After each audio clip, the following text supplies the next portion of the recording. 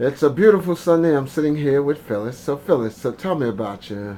Tell me your full name, your blood type, your age, and what they diagnosing you with, and what you're feeling. Okay, my name is Phyllis Mac. It's actually Phyllis Wheatley McNeil. I was named after the poet, Okay. Phyllis Wheatley. And what about me? I'm retiring as of July 1st Mm-hmm. from New York City Board of Education. And uh, I am tired. I have tried to give and do the best I could for our folks Okay. from back in the 60s. So where we at right now? So now what do you mean, where am I at now? What have they diagnosed you with? Okay, I've been to two cardiologists, Mm-hmm. a pulmonary man, and an internist. No one has said anything. They throw things at you, like, you probably have CHOP or what's that thing where you have emphysema, but And they won't say bronchitis. emphysema. They sort of just say, well, it could be like a little emphysema, a little this, a little that. Yeah. And he gave me oxygen tanks and an inhaler.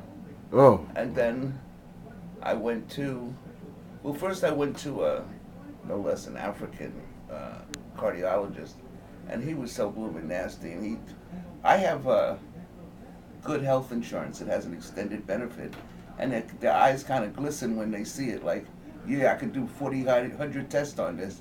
But if you want to do a test where you have to drop something in my stomach and take a photograph of my heart from inside, you want to tell me something. Mm-hmm. You would say, well, so far from this test, that test, this test, I see, but you don't, oh, you just got to take this test.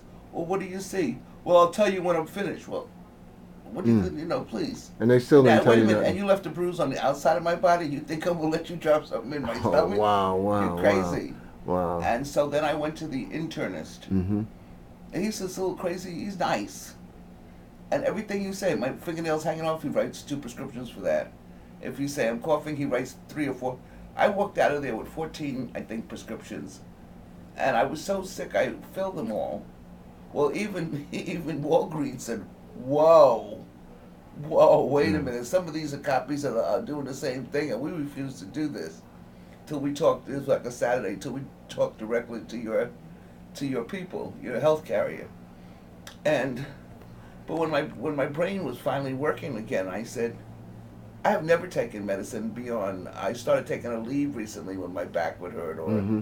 you wake up with the joints hurt, you take a leave. But that's as far as I've ever gone. I had an infection, which is rare as heck. I would take that, okay. But other than that, I've never bothered with medicine.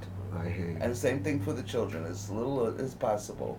So when I took this stuff, I once took it all of the stuff like they said, And still and I haven't was like worked. a robot. I was still heaving, but Mm-hmm. I was like a robot. Yeah. Now, what happened is the other day I took the high blood pressure medicine yesterday, trying to, oh, you eat the high blood pressure medicine or you're gonna croak. I couldn't sleep.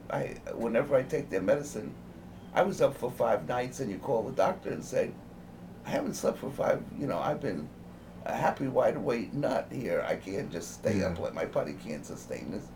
Oh, I said, well, what should I do? Uh, uh, do I take the medicine?